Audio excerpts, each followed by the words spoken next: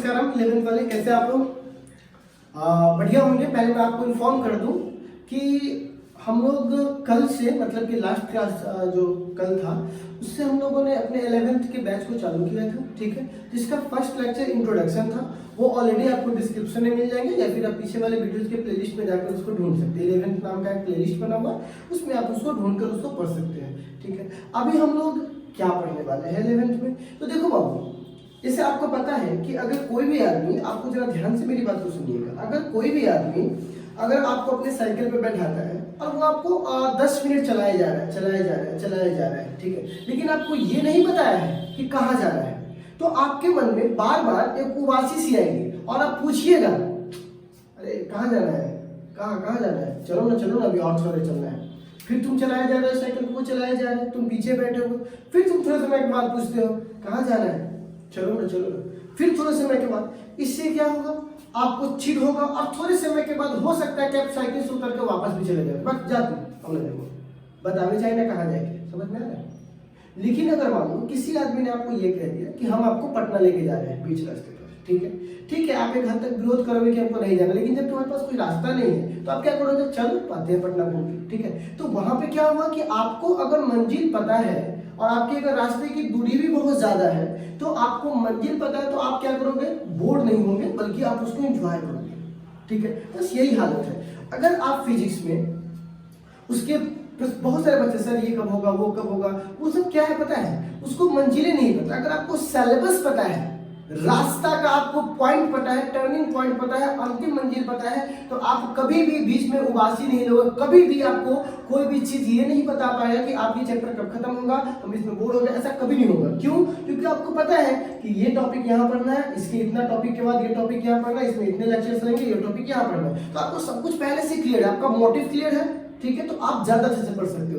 इसीलिए हमको अपने मंजिल से पहले थोड़ा रास्ते का टर्निंग पॉइंट से जान लें कि हमको किस किस रास्ते से गुजरते हुए अपने आईआईटी, जेईई मेंस के बाद नीट हो गया, आईसीआर हो गया, बहुत सारी ऐसी चीजें हैं जहां तक आप पहुंच रहे हैं, ठीक है। आपको तो सवाल है, उस मंजिल को समझने के लिए हमें सिलेबस को समझना बहुत जरूरी है। तो हम लोग आज 11th के सिलेबस को हम अपने व्यू से पहुंच रहे हैं, ठीक है। देखिए बाबू, 11th में हमारे पास 2 बुक्स है एनसीईआरटी की। हम लोग अभी बात कर रहे हैं एनसीईआरटी के अकॉर्डिंग। इसका ये कतई मतलब मत निकालना कि सर खाली एनसीईआरटी पढ़ाएंगे, एनसीईआरटी से कई गुना ज्यादा पढ़ाएंगे, लेकिन आपको एक होता है ना कि मतलब कि आपको पता चले कि कौन सा चैप्टर में क्या है। चैप्टर में टॉपिक्स बढ़ सकते हैं, लेकिन चैप्टर तो वही रहेगा ना, ठीक है। तो हम क्या कर रहे हैं ना, आपको चैप्टर्स के बारे में जानकारी दे रहे हैं। सबसे पहले एनसीईआरटी के 2 बुक्स होते हैं, एक फर्स्ट, एक क्या है सेकंड।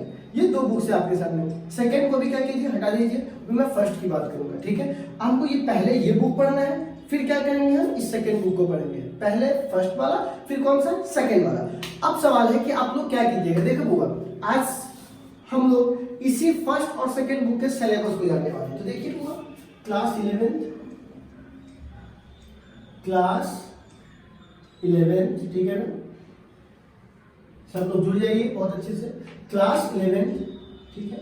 हाँ, अब क्लास 11 अब नोट नहीं कीजिएगा, जब मैं बोलूंगा तब नोट कीजिएगा। क्लास 11 का ये जो लेक्चर है, ठीक है, वो 1 है, क्योंकि कल 0 आया था, है ना। आज की क्लासेस स्टार्ट है, कल 2 इंट्रोडक्शन दिए थे, तो ये उस क्लास को इसमें नहीं देंगे। तो ये लेक्चर क्या है, 0 है, मतलब आपका आज पहला क्लास है, ठीक है। अब देखिए, हम लोग बात करने वाले हैं आज सिलेबस के बारे में। किसके बारे में होगा, सिलेबस, ठीक है, सिलेबस ऑफ 11th फिजिक्स, ठीक है ना।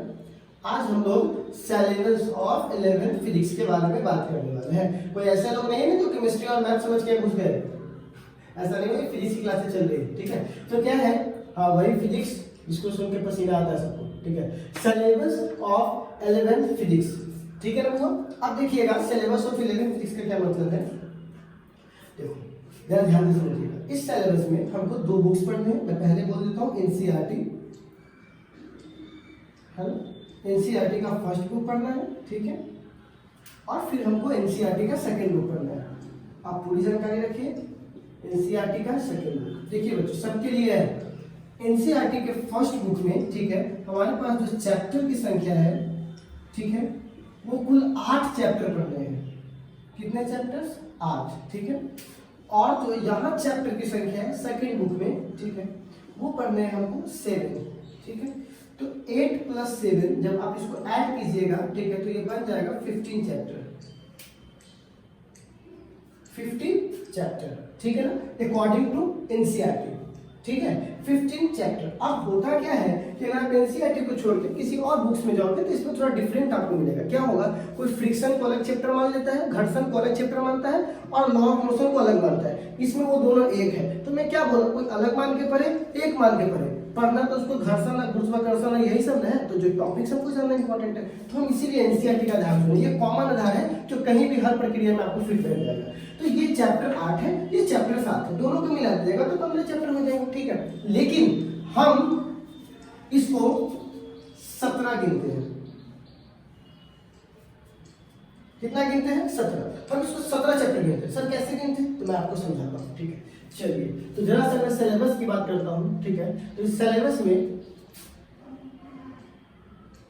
सब लोग चालू करते हैं चैप्टर नंबर 1 से, हम चालू करते हैं चैप्टर 0 से। चैप्टर 0 क्या है, देखिए पूरा चैप्टर 0 का मतलब होता है बेसिक।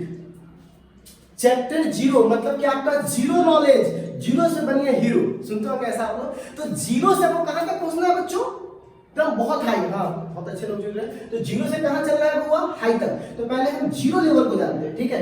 तो जीरो लेवल का सबसे पहला हमारा जो चैप्टर का नाम है उसका नाम है applied mathematics. Applied mathematics, mathematics for physics, for physics, ठीक है। अप्लाइड मैथमेटिक्स, मैथमेटिक्स का नाम सुन के कितना आदमी का पसीना सूखने लगता है।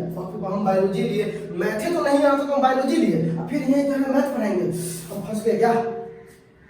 रुकिए एक मिनट चलो, मुझे थोड़ा वक्त दीजिए, मैं आपकी सारे डाउट्स क्लियर करता हूँ। ये वो मैथ नहीं है जो आप सोच रहे हैं, ये एक अलग मैथ है। मैं इसको ऐसे समझाता हूँ, जैसे मान लीजिए एक लड़की है तो शादी से पहले, ठीक है ना, उनका जो रोल है वो अपने उस घर में जो है वो दूसरे घर में जाएगी तो उसका रोल क्या हो जाता है, चेंज हो जाता है। वही है लेकिन रोल क्या हो गया, चेंज हो गया, ठीक है। अच्छा, आप ही के घर में आपके पिताजी है, ठीक है, तो जब काम करने जाते हैं तो वहां उनका रोल कुछ और है, लेकिन घर में आते तो रोल कुछ और है वही आदमी, लेकिन रोल क्या हो रहा है, चेंज हो रहा है, ठीक है। तो ये जो मैथ है ये वो वाला मैथ नहीं जो पूरा डिटेल पढ़ना एकदम, उसके लिए तो आपको आपके मैथ वाले सर है ही, ठीक है, उनके लेक्चर सही है, वो तो है ही। लेकिन अभी जो आपको फिजिक्स में पढ़ना है तो हम उसी मैथ को फिजिक्स के प्रोस्पेक्टिव से देखेंगे। किसके प्रोस्पेक्टिव से देखेंगे, फिजिक्स में इस मैथ का क्या इस्तेमाल होगा, ठीक है। कह देने भर से नहीं होता है, प्रैक्टिकल नॉलेज मैं आपको देता हूं, क्योंकि जब तक आप प्रैक्टिकल नहीं सीखोगे आपका माइंड काम नहीं करेगा कि हाँ भाई एगो हमको एग्जांपल बताइए, तो ठीक है। तो चलिए मुझे थोड़ा सा वक्त दीजिए, मैं आपको इसके बहुत ही बेहतरीन एग्जांपल मैं आपको देता हूं, ठीक है। आपने दो वैज्ञानिक का नाम सुना होगा, ठीक है ना। फिजिक्स के दो बहुत महत्वपूर्ण वैज्ञानिक थे, अरिस्टोटल, एक भाई सर अरिस्टोटल है और दूसरा क्या है बाबू, इसको चेहरा देख के पहचानिए, तो नाम लिखे तो कौन है ये, चेहरा देख के बताइए बताइए बताइए, मैं वेट कर रहा हूं। इनका नाम गैलीलियो, वेरी गुड, ठीक है। तो एक का नाम है अरिस्टोटल, दूसरे का नाम है गैलीलियो, और दोनों भाई साहब एक दूसरे के एकदम कट्टर, एक दूसरे का मतलब शक्ल तक नहीं देखना चाहते और देख भी नहीं सकते। पूछिए क्यों, क्योंकि ये अलग युग के वैज्ञानिक है, ये अलग युग के वैज्ञानिक है, ये दोनों कभी आपस में मिले भी नहीं, क्योंकि ये मर चुके थे तब ये आए। तो फिर ये दोनों दुश्मन कैसे हो गए, दुश्मन विचारों से होता है, आदमी से नहीं होता है, ठीक है ना। गैलीलियो भाई साहब को उनकी कोई भी बात सूटे नहीं करती थी, बताइए क्या बोलता है फालतू फालतू बात से, क्या क्या क्या क्या क्या बोलते बताइए। तो ये भाई साहब ने क्या बोल दिया बताइएगा, कि इन्होंने कहा कि जो फर्दर होता है, ठीक है ना, वो जी देखिएगा, ये जो इन्होंने कहा कि ये जो आपने फर्द सुना होगा, ठीक है, ये ऐसा दिखता है, ये और एक भारी बॉल जब इस दोनों को फेंकेंगे तो इनकी मानसिकता इस बात के लिए कुछ और थी और इनकी मानसिकता इस बात के लिए कुछ और थी। कैसे मानसिकता कुछ और थी, मैं समझाता हूँ। ये भाई साहब कहते थे, जो एरिस्टोटल थे, वो भाई साहब कहते थे कि हम स्पेक्टिकुलेशन पे काम करते हैं। स्पेक्टिकुलेशन क्या होता है, मतलब अगर हमने जो चीज को देखा और अगर हमको देखने में जो चीज जैसा लगा हम वैसा ही गणना करेंगे। जैसे मैं समझाता हूँ, हम लोग यहां से देखते थे पृथ्वी में बैठ करके, तो क्या नजर आता है कि सूर्य हमारे चारों ओर घूम रहा है, तो हमने इसको अपनी आंखों से देखा है कि सूर्य चारों ओर घूम रहा है, हम वहीं पर है। तो ये भाई साहब कहते हैं नहीं नहीं, पृथ्वी सूर्य की चक्कर नहीं लगा रही है, ठीक है ना, सूर्य पृथ्वी का चक्कर लगाना। देखिए क्यों बोला, क्योंकि ये किस पे काम करते हैं, आंखों देखा हाल, जो मैं देखूंगा उसी को सच मानूंगा, ये भाई साहब। और गैलीलियो क्या कहते हैं, ऐसा बिल्कुल नहीं है, जो मैथमेटिकल बोलेगा, जो अप्लाइड मैथमेटिक्स बोलेगा, मैं उसी पे काम करूंगा। लीजिए हो गया। कैसे, क्योंकि इसमें से इसी के कैटेगरी के और वैज्ञानिकों ने क्या बोल दिया कि भाई साहब पृथ्वी सूर्य की चक्कर लगाती है, सूर्य पृथ्वी की नहीं। इनको हाउस अरेस्ट कर दिया गया, अरेस्ट करो उसको, अरेस्ट करो, कैसे ही बात बोल दिया, ये तो क्षण से खिलाफ बात बोल दिया। तो समझ रहे हो, इसीलिए दोनों के मानसिकता के बीच में क्या था, डिफरेंस था। ये भाई साहब कहते थे कि हम जो है आंखों देखा बात करेंगे, और ये बोले कि हम अप्लाइड मैथमेटिक्स से बात करेंगे। इसने बोला कि जो फर है और जो ये जो लोहा का जो टुकड़ा है या फिर कोई स्टोन है, वो दोनों को गिराएंगे तो फर बाद में गिरेगा और स्टोन पहले गिर जाएगा। ऐसा आप लोग देखे भी होंगे, आप गिरा के देखो, आपको हवा में जब चेक करो। लेकिन ये भाई साहब कहते थे ये हम मानने के लिए तैयार नहीं है। तो बोले कैसे, अगर आप एक फर को और अगर आप एक स्टोन को दोनों को गिराइएगा तो दोनों साथ गिरेगा। अब आपको बताना है एरिस्टोटल सही थे या फिर ये सही थे, बताओ तो कौन सही थे, गैलीलियो सही थे या एरिस्टोटल सही थे? बिल्कुल गैलीलियो सही थे, लेकिन कह देने भर से नहीं होता है। गैलीलियो से पूछा गया कि कैसे आप इस बात को कहते हैं, तो इन्होंने कहा हम इस बात को ऐसे कहते हैं कि अगर आप निर्वात कर दीजिए, हवा की वजह से जो फर है वो क्या होता है, उड़ जाता है। अगर आप उसको निर्वात कर दीजिए और निर्वात में रख करके आप उसको गिराइएगा तो दोनों कैसे गिरेगा, साथ गिरेगा। आप देख सकते हो दोनों कैसे गिरेगा, साथ गिरेगा एक ही साथ, लेकिन निर्वात होना चाहिए। ऐसा नहीं कि हवा एक्सटर्नल फोर्स आए और फर को फेंक दे, उसको उड़ा दे, तब तो फिर दिक्कत हो जाएगा। अब इस बात को बोल दिया, लेकिन बोला प्रूफ करके दिखाओ। वहां पर भी एक समस्या आया। देखो तब क्या किया, एक मीनार बनाया गया, ठीक है, ध्यान से मेरी बात को सुनिएगा। एक मीनार बनाया गया, ठीक है। इस मीनार पर, ठीक है ना, इन्होंने ऐसा एक पत्थर लिया और एक फर लिया, ठीक है ना, और इस फर को फेंका, ठीक है। तो इस पे क्या हुआ, इसके स्टोन के और इसके टाइम को कैलकुलेट करने के लिए हमारे पास अभी बहुत अच्छा घड़ी है, नैनो सेकेंड तक को माप सकती है। लेकिन उस समय ऐसी कोई सुविधा नहीं थी कि ऐसा घड़ी है और वो उसको माप के दिखा देगा, ऐसे कोई सुविधा नहीं थी, घड़ी कुछ नहीं था उस समय लोग पेंडुलम से वो उससे काम चलाते थे, सैंड वाला से घड़ी से काम चलाते थे। तो उस समय ये व्यवस्था थी। अब गैलीलियो के सामने एक बहुत बड़ी समस्या आई कि हमको टाइम भी कैलकुलेट करके देना है। आप देखिए बहुत इंटरेस्टिंग स्टोरी है। उन्होंने बोला कि हमको टाइम भी कैलकुलेट करके देना है। अप्लाइड मैथमेटिक्स का पूरा बेस आपको समझ में आएगा। तो इस भाई साहब ने, आप लोगों ने अगर जब तो पढ़ा होगा 9वीं क्लास में तो उस पर देखा होगा, नहीं पढ़ा तो हम बता देते हैं।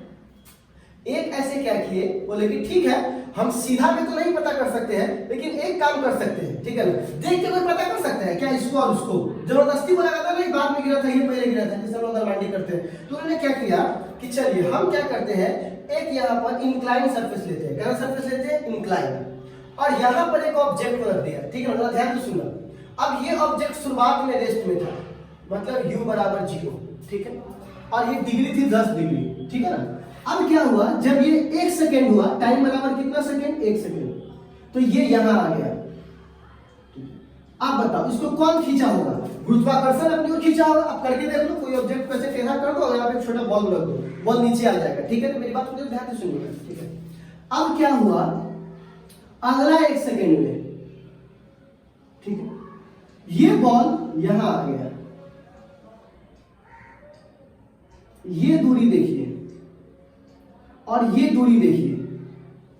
अब ध्यान से देखिए, 1 सेकेंड में यह x दूरी तय किया, कितना दूरी, x, और अगले 1 सेकेंड में इन्होंने 3x दूरी तय किया, और अगले 1 सेकेंड में,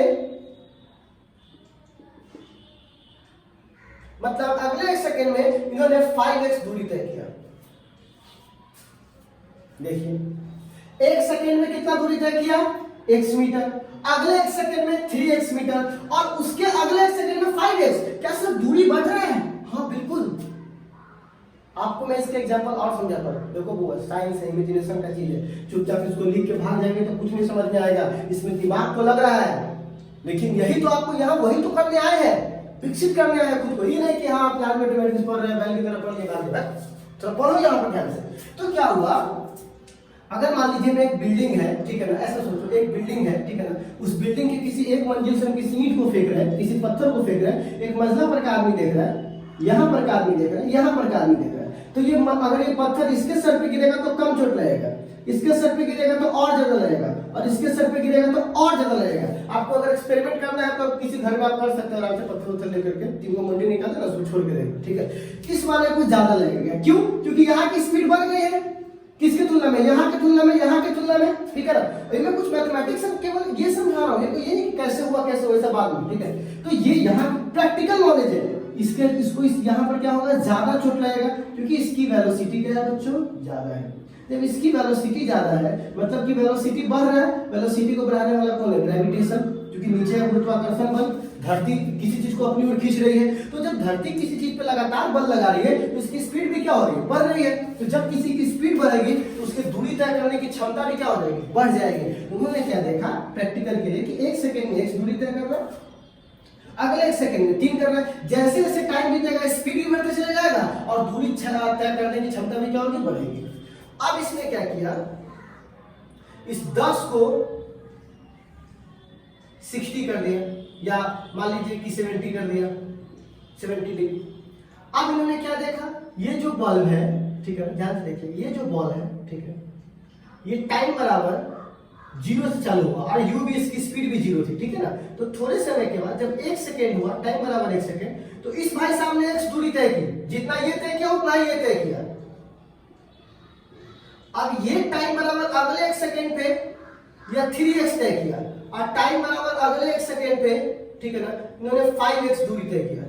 तो गैलीलियो ने देखा बड़ी शार्पली, देखो ऐसा क्यों हुआ कि एंगल बढ़ाने के बावजूद भी हमारी स्पीड क्या हो गई, सॉरी हमारी जो दूरी तय करने की जो रेट है वो नहीं बदला, जो दर है वो नहीं बदला। सर ऐसा क्यों हुआ, इसकी जानकारी जब हम पढ़ाएंगे ना आपको projectile motion, Newton law of motion, उसमें आपको हम बताएंगे। अभी आप केवल मेरे रिजल्ट ऑफ प्रोस्पेक्टिव पर ध्यान दीजिए। तो हमने क्या बोला कि 1 सेकेंड में इन्होंने क्या देखा एक्सपेरिमेंटली कि टाइम बराबर t टाइम पर, कितना टाइम पर, t टाइम पर कितना दूरी तय किया, x। अब t और t कितना हो गया, 2t टाइम पे कितना तय किया, 3 और x 4x। देखो t टाइम था तो x दूरी तय किया, t और प्लस t दोनों को जोड़ दिएगा तो कितना 4x, और तीनों को जोड़िएगा तो 3t पर कितना किया 5 ये 3 ये x, तो कितना हो जाएगा 9x। देख रहे हो, टाइम पर x, time plus time, 2 time पर 3x प्लस 4 पूरा, इतना पर इतना। तो आप देख रहे हो सेम कंडीशन यहाँ भी है। तो उन्होंने इस बात से प्रैक्टिकली अंदाजा लगा लिया कि भाई साहब 10 डिग्री करो, चाहे 70 डिग्री करो, चाहे 80 डिग्री करो, चाहे 45 डिग्री करो, कितना भी डिग्री करो, इसके डिस्टेंस कवर करने का जो रेट है वो नहीं बदल रहा है। तो जब 10 पे अप्लाई हो रहा है, 70 पे अप्लाई हो रहा है, तो क्या 90 पे कोई भूत आ जाएगा? तो उन्होंने बोला कि नहीं, ये प्रक्रिया हम 90 पर भी अप्लाई करेंगे। समझ में आया बचवा? ये प्रक्रिया कहां अप्लाई करेंगे, 90 पर भी अप्लाई करेंगे। तो 90 पर भी देखा गया तो टाइम बराबर 0 पर इसका u 0 था। जैसे ये टाइम बराबर 1 किए बच्चा लोग, टाइम बराबर 1 सेकेंड किए तो ये कितना दूरी तय किया, x दूरी। फिर टाइम बराबर अगर 2 कर दिए मतलब 2t कर दिए, टाइम बराबर t पर t, और इसको दुगुना कर दोगे तो ये कितना हो जाएगा, इसी टाइम पर ये हो जाएगा बउआ कितना, ये t टाइम में t x दूरी। तो अगला t टाइम में कितना दूरी 3x, अगला t टाइम में कितना दूरी बउआ, अगला t टाइम में वही 5x। सेम जो प्रक्रिया इसके लिए था वही प्रक्रिया इसके लिए था, वही प्रक्रिया इसके लिए था। तो उन्होंने इसको किस हिसाब से परख लिया, इसके हिसाब से परख लिया। तो उन्होंने टाइम को निकालने के लिए, किसको निकालने के लिए, टाइम को निकालने के लिए इस प्रक्रिया पे आ गया। और उन्होंने क्या देखा जरा ध्यान से देखना, टाइम बराबर यहाँ 1 है तो x बराबर 1 है, टाइम बराबर 2 है तो x बराबर 4 है, टाइम बराबर 3 है तो x बराबर यहाँ पर क्या है 9 है, x के साथ यहाँ कोएफिशिएंट में 9 है। मतलब कि जो देखिएगा डिस्टेंस है, जो डिस्टेंस है वो टाइम के साथ स्क्वायर का रिलेशन रख रहा है। ध्यान से देखिए, ऐसे ही वैज्ञानिक नहीं बनना है, कॉन्सेप्ट को हाई करना है। चलो ये समझ के मत आओ कि अभी हम 10वें पास है, बहुत सारे लोग पता नहीं वो रोग हो गया है, अभी हम 10वें पास करके आए, अभी इतना लेवल तक नहीं पढ़ो तो करना पड़ेगा। बताइए, आपको नहीं समझ में आया तब ना, नहीं समझ में आया तो अच्छा चीज है, 2 बार पूछो, 3 बार पूछो, बच्चों 4 बार पूछो, हम फिर से समझाएंगे, इसको कोई दिक्कत नहीं है। आप बोलिएगा हम आज क्लास मिटा कर फिर दोबारा यही क्लास पढ़ाएंगे और अच्छे से पढ़ाएंगे, लेकिन इसको छोड़ के भाग जाना और आपको बोल देना कि बेसिक मैथमेटिक्स सब कुछ है, इसमें 10 मिनट लेक्चर दे देना और ये नहीं पढ़ाना, तो आप क्या सीखोगे भाई? जब कुछ पढ़ भी नहीं करोगे तो सीखोगे क्या? Less study less confusion, more study more confusion. और कंफ्यूजन को ही तो साइंस कहते हैं। जिस समय आपका कॉन्सेप्ट क्लियर हो गया, आप साइंस नहीं पढ़ रहे हो, क्योंकि साइंस का कॉन्सेप्ट आज तक वैज्ञानिकों को क्लियर नहीं हो पाया। इसीलिए कॉन्सेप्ट क्लियर हो गया मतलब किसी का बात जो बताया हुआ है वो आपको हम रटवा दिए, आपको क्लियर है। आपको इमेजिनेशन करना है बच्चों, इसलिए अपने आप के दिमाग को खूब ब्रॉड करो, समझो बात को क्या कह रहे हैं। देखो डिस्टेंस एक तो टाइम एक, याद रखो टाइम को स्क्वायर करेंगे तो इसका 2 इसके बराबर हो जाएगा, इसको स्क्वायर करेंगे तो 9 के बराबर हो जाएगा। तो दूरी और टाइम के बीच में कैसा रिलेशन है? टाइम को स्क्वायर करने पर दूरी के बराबर आएगा। तो डिस्टेंस प्रोपोर्शनल टू टाइम, मतलब कि x प्रोपोर्शनल किसके हो जाएगा? t के स्क्वायर के। किसके स्क्वायर के? t के। और मैं आपको एक बात बताता हूँ, ये सब चीज अभी का नहीं है, आगे का है, लेकिन फिर भी इस्तेमाल तो कर ही सकता हूँ ना, ठीक है। तो क्या हुआ, उन्होंने ये रिलेशन बनाया, किसने? गैलीलियो साहब ने। और गैलीलियो साहब ने ये इक्वेशन बनाने के बाद देखा कि हमको प्रोपोर्शनल को हटाना है। जब भी हमको समानुपाती को हटाना होता है, किसी नियतांक को लाके रखते हैं। आता है तो ठीक है, नहीं आता तो अभी मान लो, और अभी मान के फिर भूल भी जाना। क्यों? जब हम पढ़ाएंगे तब डिटेल बताएंगे, अभी तो हम खाली समझा रहे हैं कि मैथमेटिक्स से कैसे इस्तेमाल होता है। तो क्या है? तो x प्रोपोर्शनल क्या है? t का स्क्वायर। तो प्रोपोर्शनल हटाएंगे तो कांस्टेंट लगाएंगे, तो प्रोपोर्शनल को हटाया तो कांस्टेंट को हम लोग यहां बोलेंगे k। कांस्टेंट को क्या बोलेंगे? kt का स्क्वायर। k का मान हम निकालना पड़ेगा। तो जब गैलीलियो साहब ने k का मान निकाला, क्या मैं इसको मिटा सकता हूं? आप स्क्रीनशॉट ले सकते हैं, ठीक है। तो जब गैलीलियो साहब ने हुआ, यहां देखिएगा, जब गैलीलियो साहब ने k का मान निकाला तो उनको k का मान आया x बराबर 4.9। बहुत एक्यूरेट, बहुत ही दिमाग वाले व्यक्ति थे, ठीक है ना। उनको फिजिक्स का जनक भी कहा जाता है, ठीक है ना। 3-4 लोग आए तो उनका भी नाम आता है, ठीक है। x बराबर 4.9 t स्क्वायर। और आपको पता है ना कि गुरुत्वाकर्षण यानी मतलब कि ध्रुवीय त्वरण का मान 9.8 होता है, ठीक है। तो 9.8 को 2 से भाग दीजिएगा तो 4.9 नहीं आ जाएगा। तो यहाँ पर 4.9 लिख सकते हैं 9.8/2, यही बात आ गया। और इसको लिख सकते हैं g/2 इंटू टी का स्क्वायर, ठीक है। तो इसीलिए x बराबर एक फॉर्मूला आता है हाफ gt का स्क्वायर। कब? जब यहाँ पर u बराबर क्या रखा गया था? 0। जब u बराबर 0 रखोगे तो एक फॉर्मूला आता है s बराबर ut plus half at square. तो at को हम लोग gt स्क्वायर बोलते हैं। तो यहाँ से u बराबर 0 रख दोगे, क्योंकि हम किसी वस्तु को एकदम साइलेंटली रूप से छोड़ रहे हैं, मतलब एकदम ऐसे रेस्ट ऐसे छोड़ रहे हैं फ्री फॉलिंग के लिए। तो यही फॉर्मूला कन्वर्ट होगा, क्योंकि u तो 0 हो गया, तो ये वाला टर्म 0, s को हम लोग दूरी बोलते हैं, तो दूरी को यहाँ x भी मान सकते हैं। और ये फॉर्मूला क्या बन गया? हाफ gt का स्क्वायर। ये हुआ इसका प्रैक्टिकल रिवीजन, जो बच्चों को नहीं आता है। अब पूछिए कितने बच्चे इस तरीके से सोचते हैं? सबको लगता है कि एनसीईआरटी की किताब में जो गैलीलियो वाला ये अच्छी दे है, पिक्चर दे है ये वाला, ठीक है ना, वो मजाक में दे देगा। ऐसा जो दिया हुआ है वो सब मजाक में दिया हुआ है। प्रैक्टिकल आपको पकड़ना है कि ये कैसे मैंने किया। अब बहुत सारे बच्चों को देखो बोलते हैं ग्राफ से, तो डिफरेंशिएशन से, इंटीग्रेशन से इसको प्रूफ कर रहा है, सवाल बना रहा है, पास हो रहा है, जा रहा है। लॉजिक नाम की चीज कुछ नहीं, लॉजिकली कुछ सोच ही नहीं रहा है, वो मैथमेटिकली खाली सोच रहा है। तो हम क्या बोले हैं? मैथमेटिक्स को फिजिक्स की दुनिया में लाकर लॉजिकल बनाना है, उसको फॉर्मा सेट करना है, तब वो मैथमेटिक्स काम आएगा। नहीं तो बच्चा वो मैथमेटिक्स काम आपको नहीं आएगा जब तक हम उस पर नहीं गिरेंगे। कुछ वैसे ही जैसे इंग्लिश तो बहुत पढ़ लिया लेकिन बोलने नहीं आएगा, क्योंकि उसके लिए एक अलग फॉर्मा सेट होता है, ठीक है। उसी प्रकार हुआ। तो हमने आपको ये दिखाया कि आप देख सकते हो कि आपको अगर मैथमेटिक्स पढ़ना है, सॉरी फिजिक्स पढ़ना है, तो कैसे आपको मैथमेटिक्स का थोड़ा सा नॉलेज अप्लाइड की दुनिया में होना चाहिए। संपूर्ण कोई कभी नहीं बनता, अब कोई याद करके भी इसको नहीं जा सकता है। बस एक बार इसको देख लीजिए, जैसा सवाल आएगा वैसा हम लोग दिमाग में रहेगा तो अप्लाइड करते रहेंगे उसको, ठीक है ना। खैर, तो अब हम लोग अप्लाइड मैथमेटिक्स क्यों जरूरत है? हमको लगता है थोड़ा बहुत सीख गए होंगे, ठीक है। कि अगर फिजिक्स को डील करना है तो आपको अप्लाइड मैथमेटिक्स की जरूरत होनी ही चाहिए। ये टॉपिक होगा इसलिए थोड़ा सा आपको पेचीदा लग रहा है, क्योंकि ये आगे की बात है, लेकिन मेरे लिए बताना बहुत जरूरी था कि आपको समझ में तो नहीं आया कि कैसे आया, लेकिन हाँ हुआ ऐसे ही हमको पता था कि अच्छा ऐसे ऐसे होता है। कहां से आया ये आप मत सोचो, ऐसे ऐसे होता है जिससे लोग ये सब निकालते हैं, ठीक है ना। इतना बात समझ, ठीक है। खैर, तो अब हम लोग इसमें एक बड़ा इंटरेस्टिंग सवाल था, लेकिन मैं आपको दूंगा और कोशिश करूंगा कि 12th वाले भैया से आप लोग ना पूछें, ठीक है। सवाल क्या है तो मैं आपको देता हूं। सवाल ये है कि अब हम लोग चैप्टर 0 पढ़ लिए, तो चैप्टर 0 में क्या पढ़ना है? अप्लाइड मैथमेटिक्स, ठीक है ना। अब देखिए चैप्टर 01, ठीक है ना। चैप्टर 0 में क्या पढ़ना है? Applied mathematics for physics. तो वो तो हम बता ही चुके हैं, अप्लाइड मैथमेटिक्स चालू करने वाले उसमें, ठीक है ना, 10-12 क्लास लगेंगे उसके, ठीक है।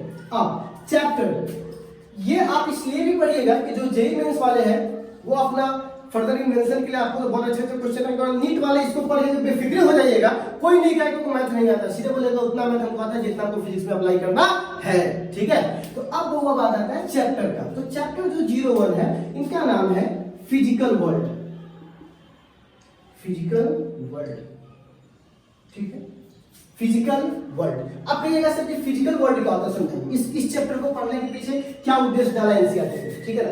हर चैप्टर का एक उद्देश्य होता है। देखो इस चैप्टर को इसलिए पढ़ाया गया बच्चा क्योंकि इस चैप्टर में आपको फिजिक्स के कॉन्सेप्ट को क्लियर करता है, बताता है। जैसे कि मैं आपको समझाता हूँ क्यों इस चैप्टर में, इमेजिनेशन के लिए कि अच्छा इस दुनिया में एनर्जी होते हैं, तो एनर्जी के स्रोत क्या क्या है, कितने कितने प्रकार के एनर्जी होते हैं। दूसरी बात फोर्स, इस दुनिया में बहुत सारे फोर्स होते हैं, लेकिन उस फोर्स में से 4 फोर्स जो होते हैं वो बेसिक नेचर के होते हैं, मतलब वो सब जगह पाए जाते हैं। तो वो 4 फोर्स कौन है और बाकी सारे फोर्स को इस कैटेगरी में रखेंगे, ठीक है, वो हम लोग जानेंगे।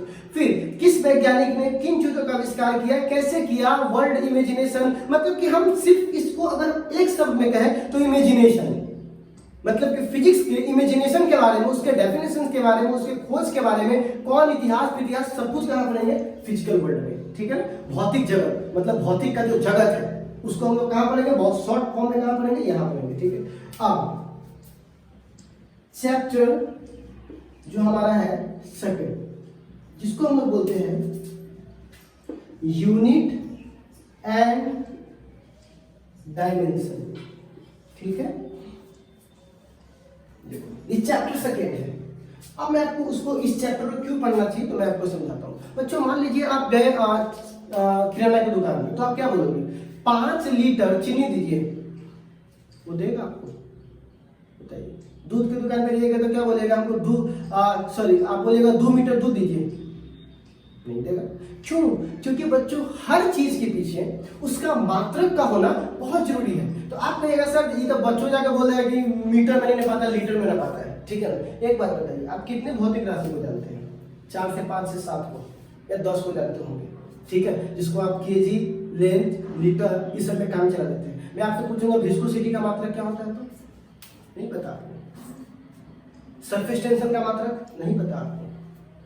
तो इंथैल्पी, एंट्रोपी, ये बहुत सारी ऐसी चीजें, टर्म्स आएंगे आपको जिसमें आपको मात्रक की जरूरत पड़ेगी, एक एप्रोप्रिएट मात्रक लगाना पड़ेगा, वरना बिना मात्रक लगाए, जैसे आप वहाँ चावल लाने में दिक्कत कर रहे हैं कि हमको 5 लीटर का चावल दीजिए, वैसे ही आप, क्योंकि उसको आपको पता था इसलिए आप फंस रहे हो उस पर, कैसे बोल सकता है। लेकिन आपको क्या पता कि विस्कोसिटी का मात्रक क्या है? तो विस्कोसिटी का जब आपको मात्रक क्या नहीं पता है, मात्रक लिखने ही नहीं आता है, उसको कन्वर्ट करना नहीं आता है, तो कोई भी आएगा अगर आकर के आपको पूछो मात्रक लिख के बेवकूफ बना के चला जाएगा। इसीलिए आप बेवकूफ ना बनो और दुनिया में एक ट्रेड हो सके मात्रक से मात्रक के रूप में, इसीलिए किसको पढ़ना जरूरी है? यूनिट को, ठीक है। इसको कुछ ऐसे भी समझिए कि मान लीजिए यहाँ किसी ने ये बोल दिया कि यहाँ पे 20 डिग्री 25 डिग्री सेल्सियस यहाँ पर क्या गर्मी है। अब कोई अमेरिका में बोल दिया कि 97 फ़ारेनहाइट गर्मी है, आप लीजिए बोलेगा 25 डिग्री यहाँ 25 से वहां 97। अरे भाई वो फ़ारेनहाइट है, ये सेल्सियस है, फिर केल्विन है, सब अलग अलग मात्रक होता है। तो मात्रक को पूरे खेल को समझने के लिए हमको किसको पढ़ना पड़ेगा? यूनिट एंड डायमेंशन, ठीक है। इसी में एक टर्म आता है जिसको हम लोग बोलते हैं मेजरमेंट, जिसमें अगर मान लीजिए अगर हम किसी चीज को तौल रहे हैं तो उसको कैसे नंबर लिखेंगे, 0 पॉइंट के बाद 00 कब लिखेंगे, ठीक है। इरर होगा तो कैसे दिखाएंगे, ठीक है। आप तराजू पे जाते होंगे, देखते हो कोनो तराजू में पहले ही से 500 करते रहता है, ठीक है ना। जो बढ़िया सा तराजू होता है तो 500 करते रहता है। तो क्या होगा कि कभी कभी तराजू में इरर आ जाता है, बहुत सारे इलेक्ट्रॉनिक डिवाइस है या फिर तौलने में, मापने में इरर आ जाता है। तो उसी पूरी चीज को पढ़ेंगे किसमें? इसमें, इरर में, ठीक है। लेकिन ये है इसी चैप्टर का हिस्सा। और जो सबसे इंपॉर्टेंट है उसको हम लोग बोलते हैं वेक्टर। क्या बोलते हैं वो? वेक्टर। देखिए कुछ लोग इस वेक्टर चैप्टर को, है ना, जानबूझ के पता नहीं बहुत वहाँ हैरानी होती है कि एनसीईआरटी में मान लीजिए दिया हुआ है, ठीक है ना, कि एनसीईआरटी में गलती क्या कर दिया, उन्होंने मोशन इन प्लेन में दे दिया उसको, मतलब अगला चैप्टर में दे दिया वेक्टर को, ठीक है। लेकिन एक बात बताओ, बिना वेक्टर पढ़े हुए कोई लड़का मोशन इन स्ट्रेट लाइन कैसे पढ़ सकता है? इसका साफ मतलब है कि आपने मोशन इन स्ट्रेट लाइन में न्यूमेरिकल नहीं बनाया, क्योंकि अगर आप न्यूमेरिकल बनाते तो वहां 100 to 2% आप कह सकते हो कि यहाँ वेक्टर भी यूज आता। एक नाव है सीधी जा रही है, एक बच्चा है सीधा जा रहा है, टर्न कर गया, मुड़ गया, वहां वेक्टर की जरूरत है। अब बिना वेक्टर के कैसे चले गए? तो बिना वेक्टर के साथ क्यों चले जाते हैं? इसलिए चले जाते हैं क्योंकि वेक्टर समझाने के लिए थोड़ा सा दिमाग और थोड़ी सी नॉलेज और थोड़ी सी मैथमेटिक्स होनी चाहिए। और अगर बच्चा को तो यहाँ बेवकूफ बनना है, तो अगर आप वेक्टर पढ़ोगे तो आपको भारी लगेगा, आप निकल जाओगे। आपको भारी लगे हल्का लगे, जो पढ़ना है वो पढ़ना है, ठीक है ना।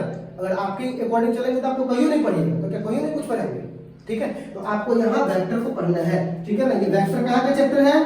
तीसरा का। पढ़ना क्या है? यहाँ चौथा का चैप्टर पढ़ना यहाँ है। तो अब देखिएगा ये 2 चैप्टर हो गए हमारे पास। अब तीसरा चैप्टर तीसरा, ठीक है ना, जिसका नाम है motion in straight line. Motion in straight, ठीक है। इस चैप्टर में बेसिकली हम अगर रियल में पूछे तो हम आपको ये पढ़ाते हैं कि स्पीड किसे कहते हैं, डिस्प्लेसमेंट किसे कहते हैं, डिस्टेंस किसे कहते हैं, वेलोसिटी क्या है, एक्सेलरेशन क्या है, मतलब कि टर्मिनोलॉजी के बारे में आपको समझाते हैं। किसमें? मोशन इन स्ट्रेट लाइन में, ठीक है। किसमें समझाते हैं बुआ? मोशन इन स्ट्रेट लाइन में किसके बारे में समझाते हैं? टर्मिनोलॉजी के बारे में समझाते हैं, ठीक है। फिर आता है बुआ चैप्टर 04, जिसको बोलते हैं, ये स्ट्रेट लाइन में था, मतलब एक ही रेखा में था। अब होगा मोशन इन प्लेन। अब मैं समझाता हूं कैसे। मोशन इन प्लेन, ठीक है। मोशन इन प्लेन क्या होता है? देखो बुआ, जैसे कोई वस्तु जा रहा है, ये वाला, तो ये कैसे जा रहा है? स्ट्रेट लाइन में जा रहा है। कैसे जा रहा है? स्ट्रेट लाइन में। जैसे ट्रेन जा रही है, तो ट्रेन अगर सीधा जा रही है तो कौन सी लाइन में जाती है? स्ट्रेट लाइन में, ठीक है। लेकिन अगर झुलवा झूलता है तो कौन से में झूलता है? मोशन में, मतलब कि सर्कुलर मोशन में। तो एक बात बताइए, जब ये झुलवा झूल रहा है तो ये क्या हो रहा है? एक्स में भी आगे बढ़ रहा है और वाई में भी आगे बढ़ रहा है, देख रहे हो? एक्स और वाई दोनों कवर कर रहा है। लेकिन अगर एक ट्रेन चल रही है तो केवल किस में चल रही है? एक्स में चल रही है। तो जब कोई भी वस्तु अपना मोशन एक एक्सिस में करता है तो उसे क्या बोलते हैं? Straight line. और जब कोई वस्तु अपना मोशन 2 एक्सिस में करता है उसे क्या बोलते हैं? Motion in plane. इसके एग्जांपल्स आपके सामने, मतलब इसमें जो चैप्टर हमको पढ़ना है उसका नाम है प्रोजेक्टाइल मोशन। प्रोजेक्टाइल मोशन, ठीक है। और दूसरा का नाम है होगा, क्या बोलेंगे? Circular motion. कहिएगा सर जी हमको हिंदी है, तो तुम हिंदी जाने क्या करोगे? जब सबको डिटेल पढ़ाएंगे तो उसमें हिंदी इंग्लिश कॉन्सेप्ट ना समझ जाए। पुअर का हिंदी बताइए। गरीब क्या हो गया? चाइनीज कुछ और बोलेगा। पुअर का मतलब समझो कि जो आदमी अपना पेट नहीं भर सकता है उसको क्या बोलेंगे? गरीब। तो आप मतलब समझिए, हिंदी इंग्लिश के पीछे मत भागिए, ठीक है ना। तो क्या बोलेंगे बुआ? मोशन इन प्लेन, जो कि प्लेन मतलब क्या होता है बुआ? बताओ। प्लेन मतलब होता है तल, तो क्या बोलेंगे? तल में गति। और इसमें क्या बोलेंगे? स्ट्रेट लाइन, मतलब कि क्या? रेखीय सरल रेखा में गति, ठीक है। अब बुआ इसी चैप्टर में आता है वेक्टर। इसी में क्या आता है? वेक्टर। लेकिन हम इस वेक्टर को यहां से निकाल के यहां पढ़ा रहे हैं, दूसरा चैप्टर में। चौथा का एक चैप्टर कहां पढ़ रहे हैं? दूसरा में। क्यों पढ़ा रहे हैं? क्योंकि अगर इसको नहीं पढ़िएगा तो ये तीसरा आपको नहीं समझ में आएगा। तीसरा का न्यूमेरिकल नहीं बनेगा। तो फिर जब तीसरा का न्यूमेरिकल नहीं बनेगा तो यहाँ पढ़ के हम क्या करेंगे, ठीक है। इसीलिए इसको कहां पढ़ लेते हैं? चैप्टर 2 में, ठीक है। अब इसको नोट कर लीजिएगा स्क्रीनशॉट लेकर के। अब चैप्टर 4 के बाद हमारे पास हुआ बारी आती है चैप्टर 5। बहुत इंटरेस्टिंग है चैप्टर 5, ठीक है। बड़ा इंटरेस्टिंग चैप्टर है, ठीक है। जरा देखिएगा चैप्टर 5, चैप्टर 05, जिसको बोलते हैं बड़ा इंटरेस्टिंग। इस पे डबल स्टार लगा के पढ़ाते हैं लोग, ठीक है ना। इसको बोलते हैं, है ना, laws of motion. Laws of motion. कुछ भी कहने की जरूरत नहीं है इसके बारे में। आपने पढ़ा गति के नियम, न्यूटन के गति के नियम, ठीक है ना। जिसका बैकबोन है ये न्यूटन लॉ ऑफ मोशन। कहिएगा सर ये तो हल्का था। ए बाबू, अगर इसको अगर मान लीजिए हमको जड़त्व किसे कहते हैं, इनर्शिया किसे कहते हैं, न्यूटन का first law, second law, third law, आवेग, अगर यही सब डेफिनेशन पढ़ाना तो काहे आए हो यहाँ पर? क्यों आप 11 पढ़ रहे हो? आपके पास 9 वाले सर जाइए वहीं से पढ़ लीजिए, वहां तो पढ़ाना होगा ही सब। यहाँ आए हो न्यूमेरिकल की दुनिया में घुसने के लिए, कि कैसे हम ये वाला न्यूमेरिकल सब बनाएंगे, कब बनाएंगे ये सब न्यूमेरिकल सब। तो ये सब न्यूमेरिकल को सॉल्व करने के लोग यहाँ आते हैं, पर यहाँ तो न्यूमेरिकल के नाम पर क्या है, कुछ नहीं। तो आप जब न्यूमेरिकल नहीं बनाइएगा, आप लैब मैथमेटिक्स कमजोर रहेगा, तो न्यूमेरिकल कैसे बनाएंगे बताइए। तो इसीलिए लोग यहाँ से थ्योरी पढ़ के निकल जाते हैं। थ्योरी तो तुम नॉर्मल क्लास से पढ़ा हुआ है, ठीक है। तो यहाँ पे एडवांस लेवल पढ़ना है, ठीक है ना, मतलब थ्योरी के बाद एडवांस लेवल, उसकी गलत दुनिया है, 12th वाले जानते हैं इस बात को, ठीक है। और इसी में एक चैप्टर है जिसको बोलते हैं फ्रिक्शन, यानी घर्षण। नॉर्मल क्लास में पढ़े होंगे आपको, ठीक है। ये सब नॉर्मल पढ़े होंगे, तल में गति, सरल रेखा में गति, ठीक है ना, motion in straight line, Newton law of motion, घर्षण, सब पढ़े हुए, ठीक है ना। अब आता है चैप्टर, इधर मैं बोलता हूँ बेसिक का चैप्टर है, चैप्टर 6, ठीक है, बहुत ही सिंपल। तो चैप्टर 6 जो हमारे पास है उसका नाम हुआ वर्क,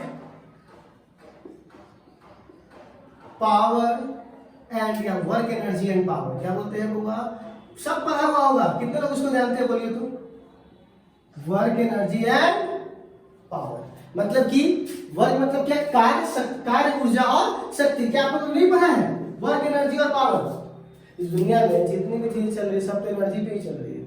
हम भी खुद एनर्जी पे चल रहे हैं, बल्ब एनर्जी पे चल रहा है, आप मोबाइल एनर्जी से देख रहे हैं, अगर वहां बैटरी से आप देख पाते नहीं। तो दुनिया में इस बात को जानना बहुत जरूरी है, इसीलिए हम इस टॉपिक को पढ़ेंगे, वर्क एनर्जी और पावर। इसी में एक टॉपिक आता है जिसको हम लोग बोलते हैं कॉलिजन, यानी टक्कर। देखिए ये पृथ्वी का, अगर मान लीजिए पृथ्वी का इससे कॉलिजन हो जाता है, बताइए तो क्या होगा। आपको दिख रहा है कॉलिजन, तो कॉलिजन आपको भी कभी ना कभी टक्कर हुआ होगा, साइकिल से कार में, साइकिल से बाइक से, साइकिल से साइकिल में, साइकिल से आदमी में, उसमें आपको टक्कर का महसूस पता चला होगा कि कॉलिजन पढ़ने का क्या प्रोस्पेक्टिस है, वो किससे समझ में आएगा, इसी चैप्टर में समझ में आएगा, ठीक है ना। तो वो कॉलिजन कहाँ पढ़ना है, इसमें वर्क पावर एनर्जी भी कहाँ पढ़ना है, इसमें, ठीक है। अब चलो चैप्टर 7 की तरफ, बहुत ही आसान चैप्टर है चैप्टर 7, जिसका नाम है हुआ, ठीक है ना, ध्यान से देखिएगा, रोटेशनल मोशन। रोटेशनल मोशन, दुनिया में बहुत सी चीजें रोटेट होती है। आपका धरती खुद रोटेट हो रहा है, जिसपे आप खड़े हो, आपका अस्तित्व ही रोटेशन है। तो बताइए जिसका अस्तित्व रोटेशन हो तो उसके बारे में जानना इंपॉर्टेंट नहीं है। आप जिस गाड़ी पे चलते हो, पूरा का पूरा गाड़ी का जो इंजन है, मैकेनिज्म है, वो सारा किस पे काम करता है, रोटेशन पे। तो अगर तुम रोटेशन को नहीं पढ़ोगे तो कोई भी इंजन, कोई प्रक्रिया बना पाओगे, बताओ। तो सारा का सारा जो मैकेनिज्म है वो किस पे काम करता है, रोटेशन पे, आपकी इंजीनियरिंग लाइन में, ठीक है। अच्छा, इसी में एक चीज आता है, इसी चैप्टर में बहुत इंपॉर्टेंट चैप्टर भी पढ़ना है, जिसका नाम है सेंटर ऑफ मास। क्या नाम है बउआ, सेंटर ऑफ मास, मतलब कि द्रव्यमान। अब एक बात बताइए, आपने एक चीज नोटिस किया होगा, जब एक टायर है, ठीक है ना, उस पर मैं 500 केजी का पुआल डाल दूं, ठीक है, और एक दूसरा टायर है, उस पर मैं 500 केजी का लोहा रख दूं, तो बताइए कौन अच्छे से चलेगा और किसके पलटने के चांसेस ज्यादा है। जरा मैं कमेंट में बताइए, तो मैं देख रहा हूं। अगर एक टायर है, अगर मैं उस पर 500 केजी का पुआल डाल दूं, और एक दूसरा टायर है, उसमें मैं 500 केजी का लोहा डाल दूं, एकदम सिंपल सा लोहा ऐसे रखा हुआ हो, पलटा कर, लोहा कितना ऊंचा हो सकता है, थोड़ा सा ऊंचा होगा, तो कौन ज्यादा स्टेबल होगा, कौन कम स्टेबल होगा। और किसी बात है, पुआल वाला कम स्टेबल होगा, जो जितना ऊंचा उठा हुआ रहेगा, क्योंकि उसका सेंटर ऑफ मास क्या है, बहुत ऊपर है, और चूंकि ये कम है तो उसका सेंटर ऑफ मास क्या है, बहुत नीचे है। तो सेंटर ऑफ मास ये डिसाइड करता है कि कौन सा वस्तु स्टेबल है, कौन सा वस्तु स्टेबल नहीं है। इसीलिए आप जब बिल्डिंग बनाते होंगे तो देखते होइएगा, बिल्डिंग हमेशा ऐसे बनता है, क्यों, क्योंकि नीचे वाला ज्यादा बड़ा हो और ऊपर वाला कम बड़ा हो, सेंटर ऑफ मास क्या हो, नीचे हो। आपका घर भी बनता होगा तो नीचे वाला बनता होगा जितना बड़ा, ऊपर वालों से 1-1 इंच छोटा बनता है, 1-1 फीट, क्यों, सेंटर ऑफ मास। तो सेंटर ऑफ मास बिल्डिंग और इंजीनियरिंग के लिए कितना इंपॉर्टेंट है, समझ में आया। तो ये सारे टॉपिक इसमें पढ़ना है इसमें। अब हमारे पास एक नेक्स्ट चैप्टर है, ठीक है ना, 8वां बहुत इंपॉर्टेंट है भाई साहब। ये बड़ा आपने नाम भी सुना होगा, 8वां चैप्टर का गुरुत्वाकर्षण, नाम सुना है, बिल्कुल आपने ये 9th क्लास में जरूर नाम सुना होगा, ठीक है ना। 8वां चैप्टर जिसको बोलते हैं ग्रेविटेशन, क्या बोलते हैं बुआ, गुरुत्वाकर्षण, ग्रेविटेशन, है ना, गुरुत्वाकर्षण मतलब ग्रेविटेशन, ठीक है। तो गुरुत्वाकर्षण चैप्टर बताने की जरूरत नहीं है, गुरुत्वाकर्षण का क्या पावर है। हम खड़े हैं किसकी वजह से, गुरुत्वाकर्षण। चांद पे गए खाना भी नहीं खा पाते क्योंकि वहां गुरुत्वाकर्षण नहीं है। तो आपकी गुरुत्वाकर्षण की इंपॉर्टेंस बताना जरूरी है क्या भाई।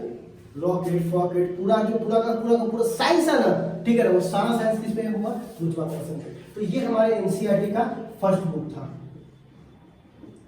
अब एनसीईआरटी का सेकंड बुक, ठीक है, ये भी बहुत इंपॉर्टेंट है। एनसीईआरटी का सेकंड बुक क्या कहता है, जरा इसको ध्यान से समझिए, ठीक है। एनसीईआरटी का सेकंड बुक आपसे कहता है बच्चों कि चैप्टर 9, ठीक है ना, इसको बोलते हैं मैकेनिकल प्रॉपर्टीज ऑफ सॉलिड, ठीक है ना। अब ये चैप्टर क्यों पढ़ना है तो मैं आपको बताता हूं। मैकेनिकल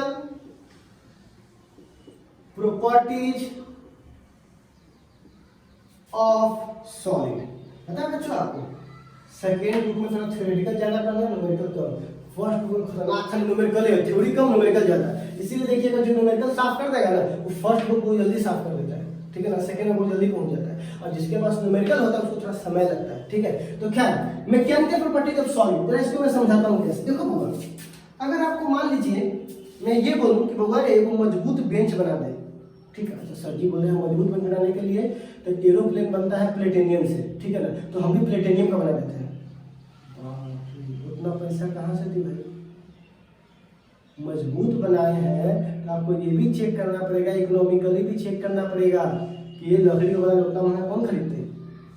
तो कौन सा मटेरियल उसके पास क्या मैकेनिकल प्रॉपर्टीज है, क्या उसको सह सकता है कि नहीं सह सकता है, ये पूरी बात आपको समझना होगा। जैसे मैं समझाता हूँ, घर को बनाने के लिए एक बात बताइए, गाड़ी जो बनता है उसमें कुछ पार्ट फाइबर का बनता है, कुछ पार्ट स्टील का बनता है, कुछ पार्ट लोहा का बनता है, कुछ पार्ट किसी और हैवी मटेरियल का बनता है। तो आप देख रहे हो एक ही मोटरसाइकिल बनाने में अलग अलग तरह का मटेरियल का प्रयोग होता है। बैटरी के अंदर देखिएगा, इंजन के अंदर जस्ता सब रहेगा।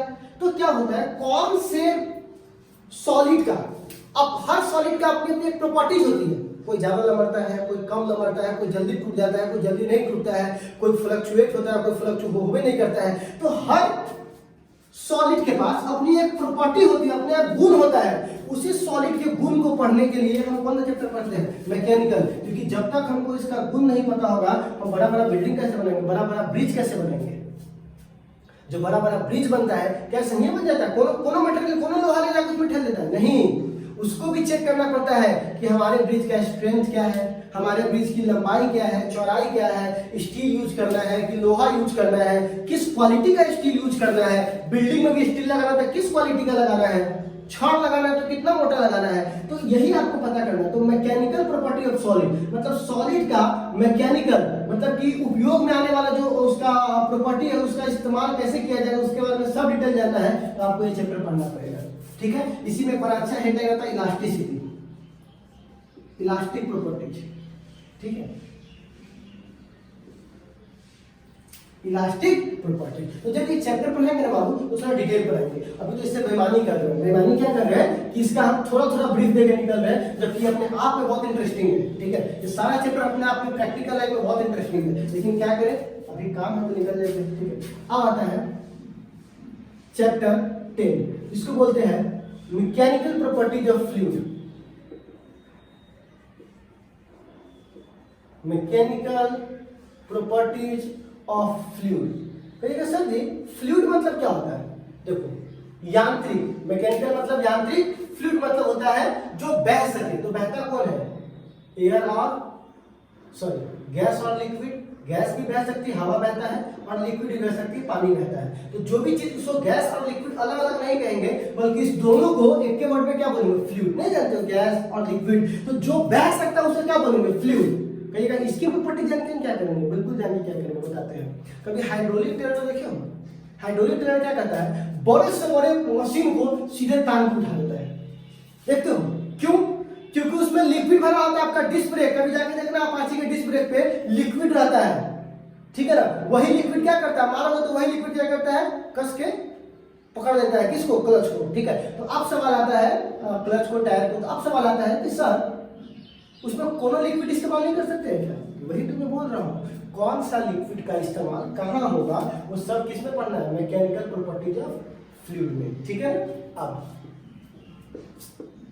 चैप्टर 11, ठीक है ना, जिसको बोलेंगे प्रॉपर्टीज ऑफ मैटर।